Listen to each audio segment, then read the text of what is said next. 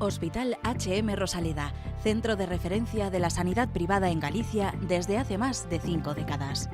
HM Rosaleda cuenta con el mejor y más completo cuadro médico. Actualmente está formado por casi un centenar de facultativos altamente cualificados que cubren prácticamente todas las especialidades médicas. Además dispone de unidades específicas totalmente punteras como la unidad antitabaco, neurología cognitiva o neurofisiología. El hospital está dotado asimismo con la tecnología más avanzada, ofreciendo a sus pacientes las máximas prestaciones sanitarias con los más vanguardistas medios de diagnósticos quirúrgicos y asistenciales. Más de 10.000 metros cuadrados a tu disposición, con unas instalaciones recientemente reformadas para una mayor confortabilidad, exclusividad y el mejor trato a sus pacientes. Y todo ello sin esperas y con una financiación adaptada a tus necesidades. Porque lo verdaderamente importante no puede esperar. Por ti, por los tuyos, Hospital HM Rosaleda.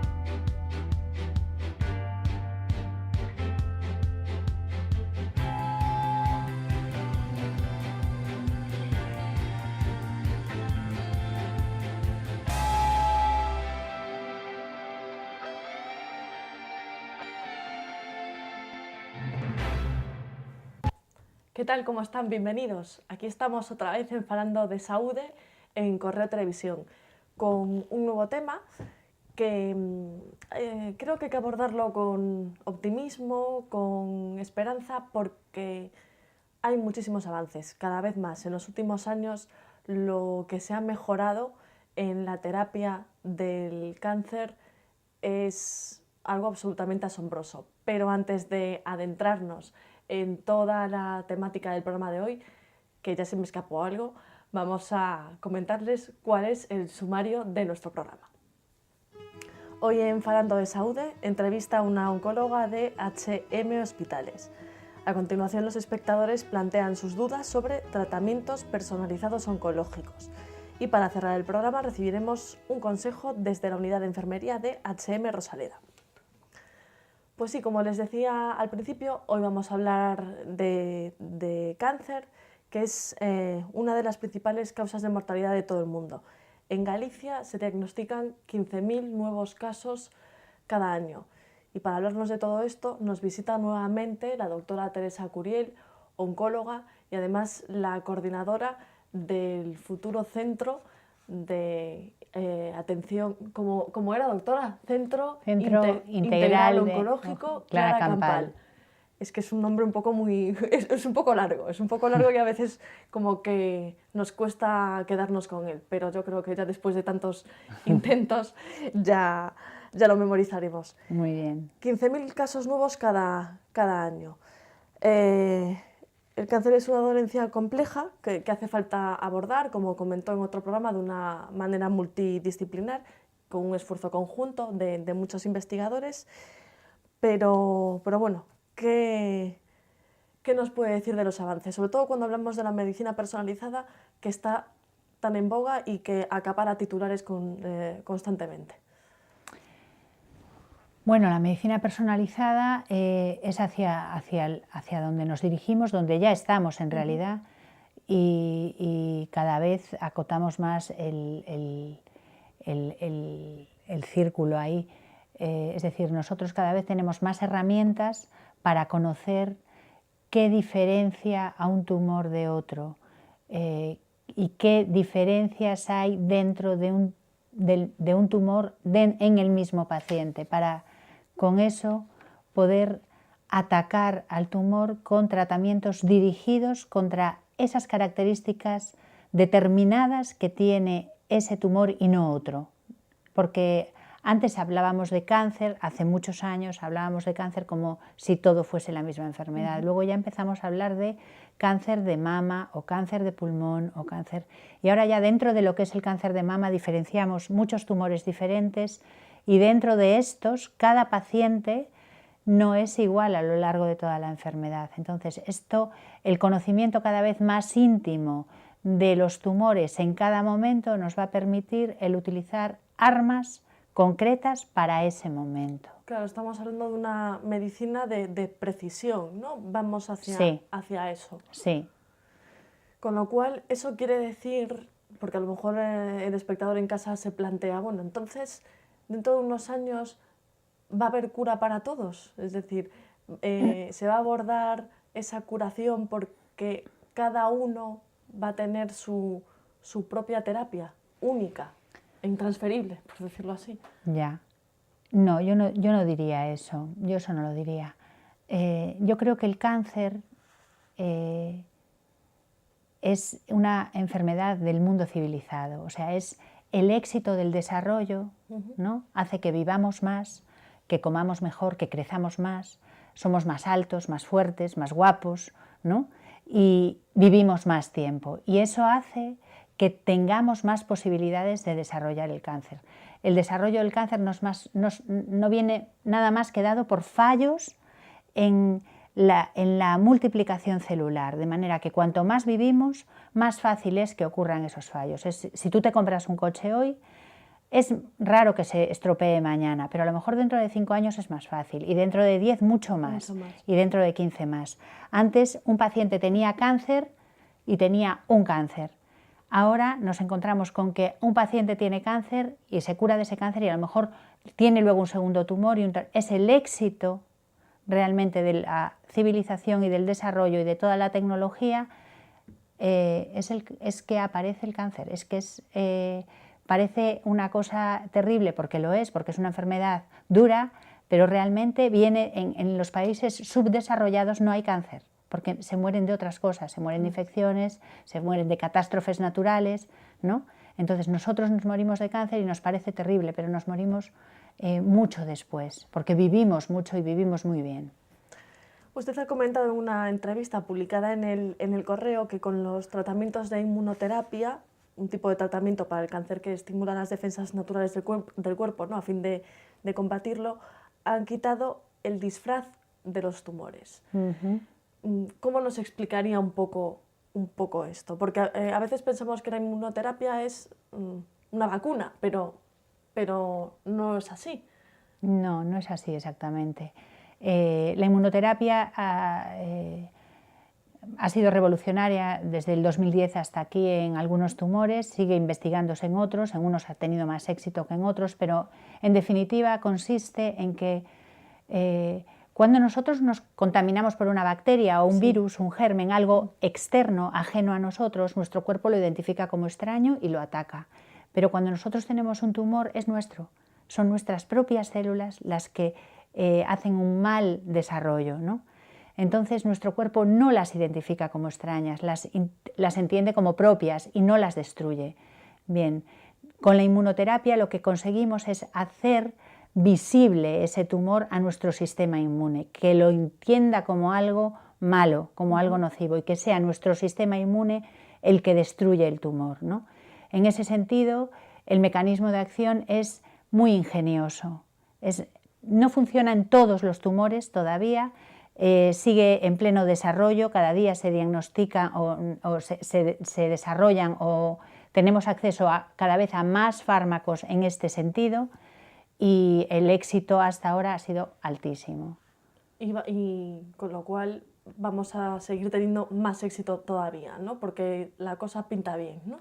Yo creo que sí, porque bueno, aparte del desarrollo de fármacos en esta línea de la inmunoterapia, pues empieza a estudiarse terapias a lo mejor más dirigidas, combinadas con inmunoterapia o combinadas con quimioterapia, es decir, la combinación de las distintas armas terapéuticas que vamos teniendo, pues es lo que se está explorando ahora mismo en muchos ensayos clínicos con unos resultados prometedores.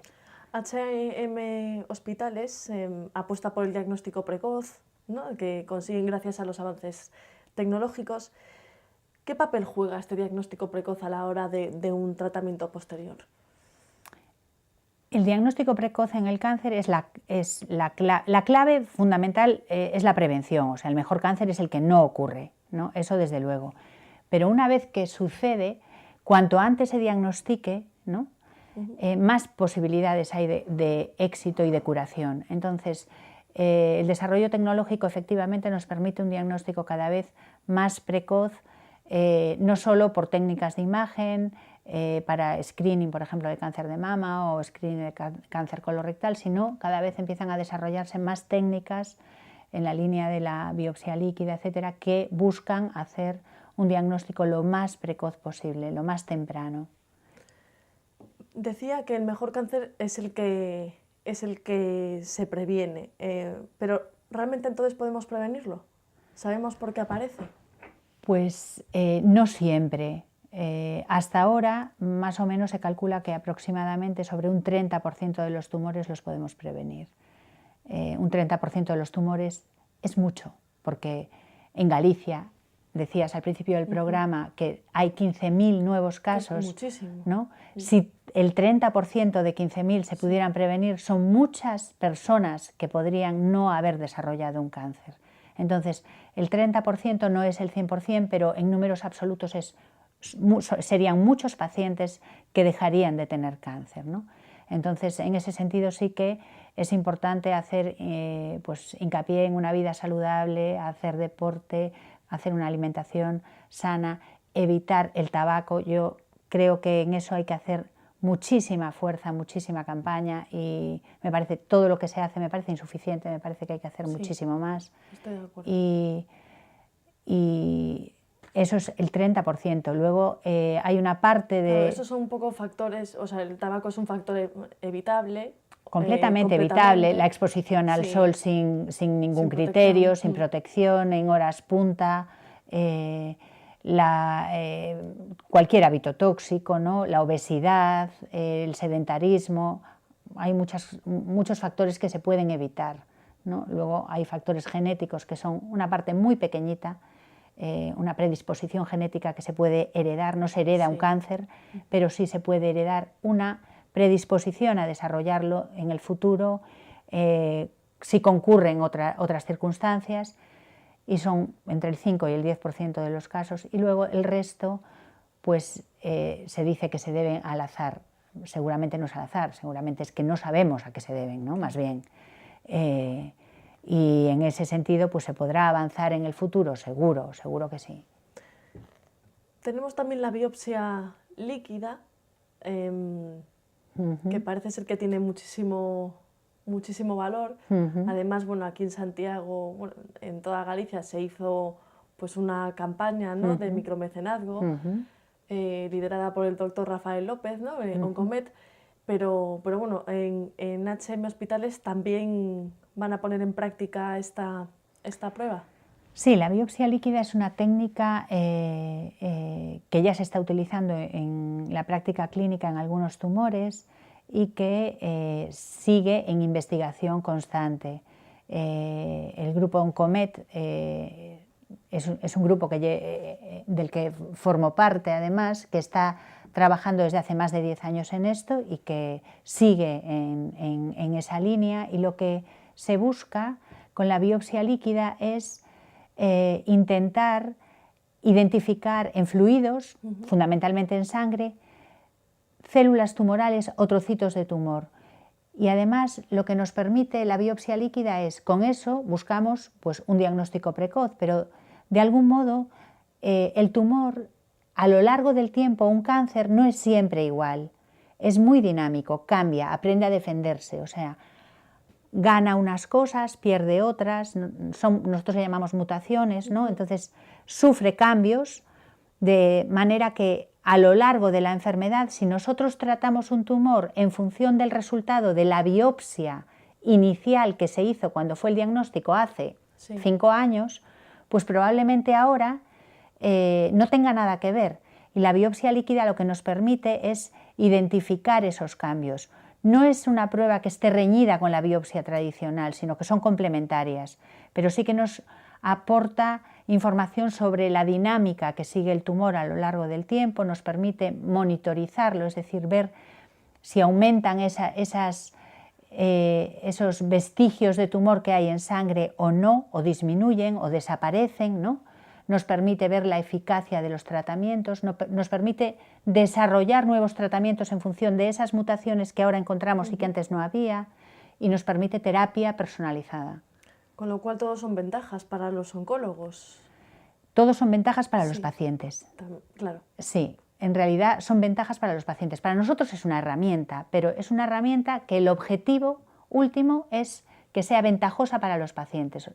De nada nos sirve desarrollar algo que nos parece muy innovador si luego no tiene una traducción directa en los pacientes. Es decir, si nosotros somos capaces de conocer muchas cosas del tumor, pero eso no va a tener una traducción para el paciente, no nos serviría de nada. Sería pues muy bonito, muy informativo, pero no nos serviría de nada. Lo realmente grande o importante de la biopsia líquida es que sí puede tener y tiene una traducción a la hora de ver si un tumor se ha hecho resistente a un tratamiento, entonces ya no se lo tienes que dar a ese paciente, tienes que darle otro. O si un tumor es sensible a este otro tratamiento, ese es el que tienes que utilizar, ¿no? Entonces, es muy importante para los pacientes. Claro, imagino que con toda la difusión en los medios que se le dio a la campaña de Oncomet, puede que algún paciente incluso ya llame a la puerta del oncólogo pidiendo la biopsia líquida sin a lo mejor a veces saber claramente lo que es, ¿no? Pero imagino que claro,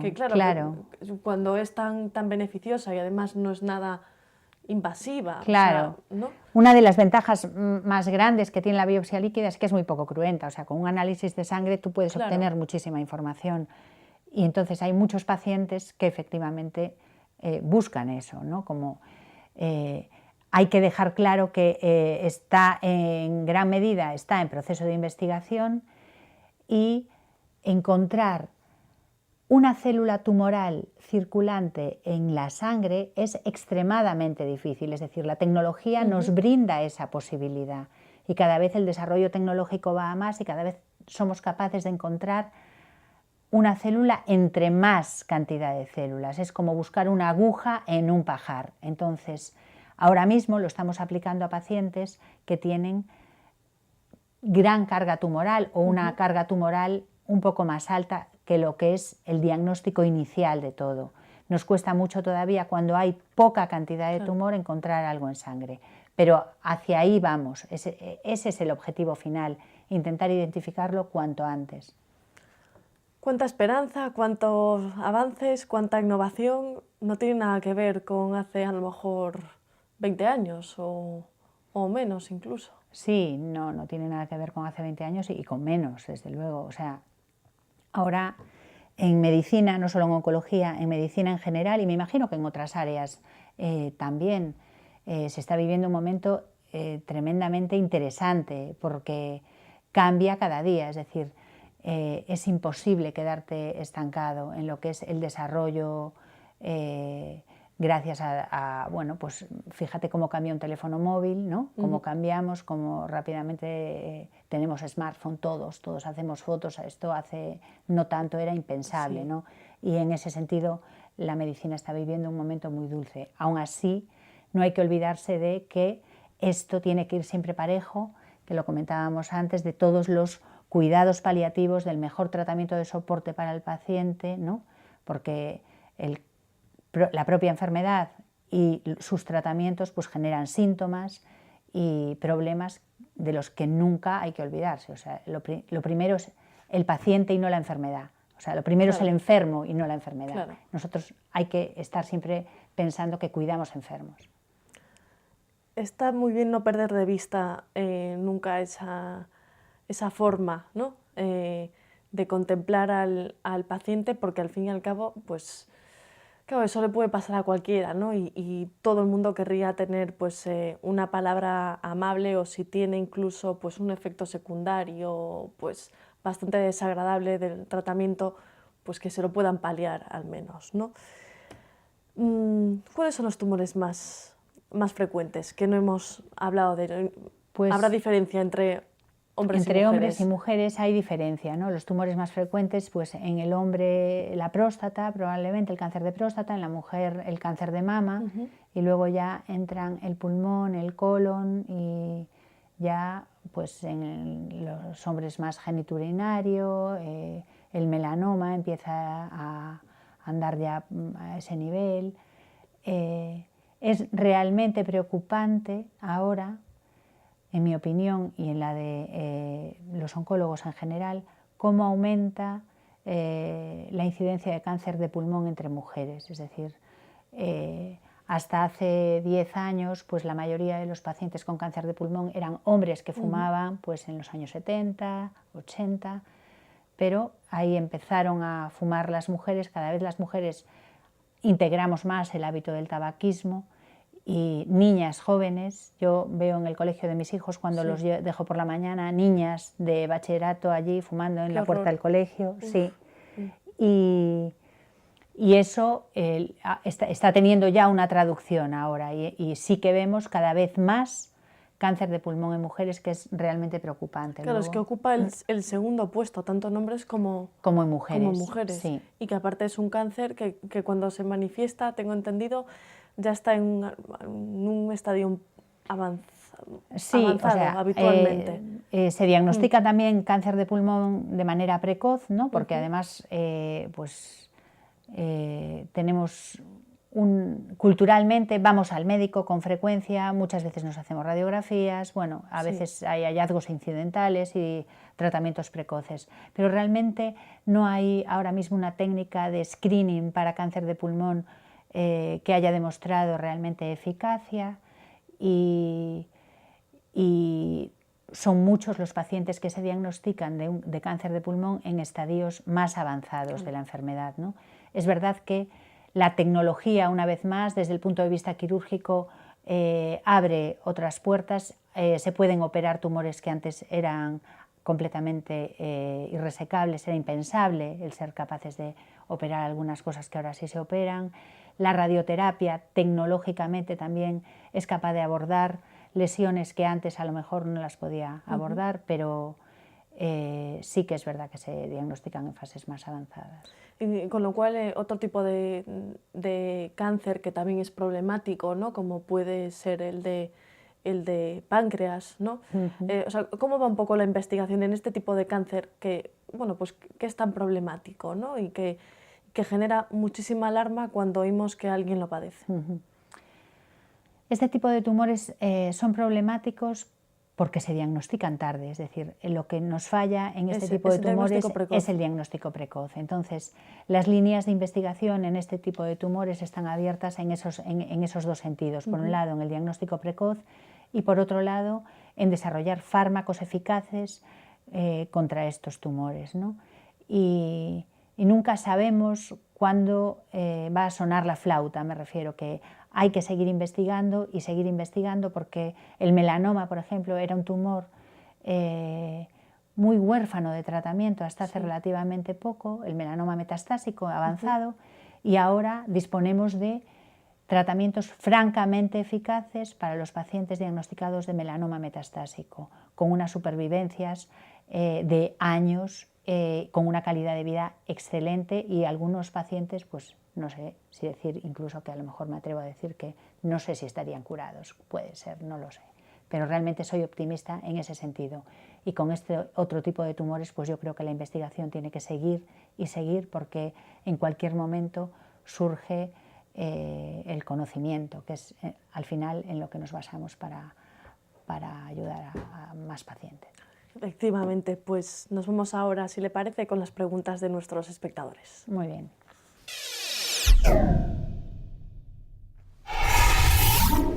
Les recuerdo una semana más que pueden ponerse en contacto con nosotros enviándonos un mensaje electrónico a falandodesaude@correotv.es, o si no, estamos disponibles, nos pueden seguir a través de las redes sociales como Facebook y Twitter.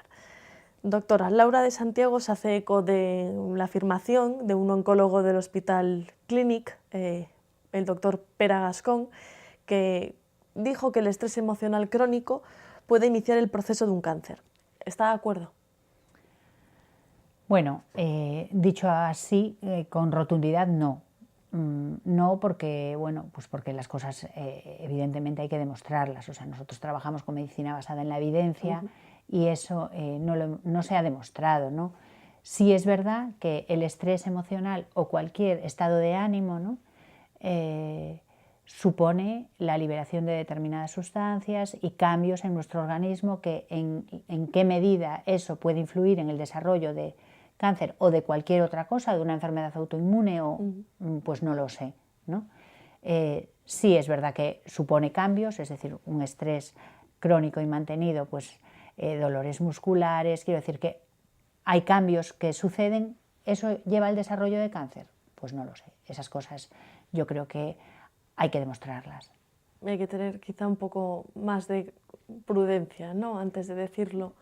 Bueno, más no que sé nada si porque prudencia, no sé pero si genera sí, eso algún tipo de alarma, claro. claro, es Alguna que persona puede que haya pasado generar por un poco de una época alarma. de ansiedad o de depresión, no lo sé, ¿eh? Que diga, uy, ¿y si a mí ahora me toca...? Quiero decir, quién Claro. sabe, es verdad que el estrés no parece que sea una cosa buena, ¿No? Es verdad que genera cambios, pero quién sabe, no hay mal que por bien no venga, a lo mejor lo que segrega son una serie de sustancias que previenen o que favorecen la... Claro. Nunca se sabe. Nunca se sabe. Pero en cualquier caso, cualquier afirmación de este tipo yo creo que tiene que estar basada en la evidencia. Pues no tenemos tiempo para más preguntas de los espectadores, así que nos vamos a ir a recibir un consejo a la unidad de enfermería de HM Rosaleda.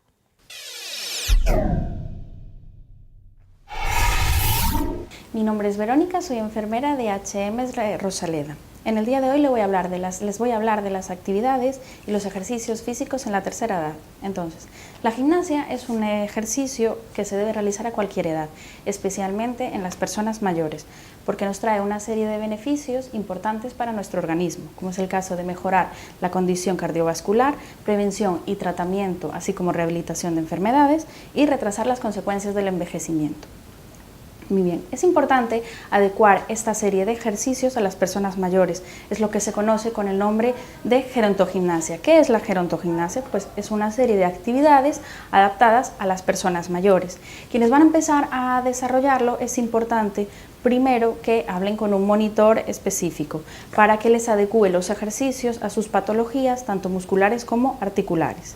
Podríamos dividir los ejercicios en tres partes: actividades cardiorrespiratorias, que es el caso de andar, montar en bicicleta, nadar, que deben realizarse por lo menos 3 veces a la semana con una duración de 20 a 40 minutos. Esta duración debe ser moderada, con una intensidad moderada. Siguiente, la actividad de fuerza. La actividad de fuerza debe ser de una forma en la que exista primero un calentamiento previo y luego un estiramiento posterior, en donde se hagan movimientos suaves y naturales. Y por último, las actividades de coordinación, que nos van a mejorar la agilidad y la flexibilidad. ¿Cómo debemos complementar estas tres actividades? Pues en un 70% las actividades de cardiorrespiratorias, en un 20% actividades de fuerza y por último en un 10% actividades de agilidad. Las actividades para la tercera edad son aquellas en las que, aunque sean en grupo, puede existir un contacto entre las personas, eso sí, teniendo siempre cuidado de que no vayan a llegar a ocasionarse lesiones entre ellos. Por último, en el día de hoy lo que nosotros queremos recomendarle a las personas mayores es que caminen, que anden, hagan caminatas en grupo, que monten bicicleta, que salgan a pasear, que es algo muy importante y muy saludable para nuestro organismo y que puede mejorar cada una de las funciones de nuestro cuerpo. Pues se nos acaba el tiempo, ya nos están haciendo luces, doctora, no podemos hablar más, aunque el tema interesa y yo creo que a los espectadores incluso también, porque yo creo que todos tenemos alguna persona, ¿no? que lamentablemente Sí. padece cáncer, pero bueno, hay esperanza, mucho más ahora que antes. Sí, cada día más. Sí. Pues como no tenemos tiempo para más, le doy las gracias por venir, doctora Teresa Curiel, oncóloga de HM Hospitales, coordinadora del Centro Integral Oncológico Clara Campal, en Santiago, en HM La Esperanza, así que espero que hasta pronto. Muy bien, hasta pronto y muchas gracias. Y a ustedes, pues que ya me tengo que ir porque si no me van a echar. Les deseo una muy feliz semana y que estén aquí dentro de 7 días. Así que hasta entonces, el mejor de nuestros deseos, salud y suerte.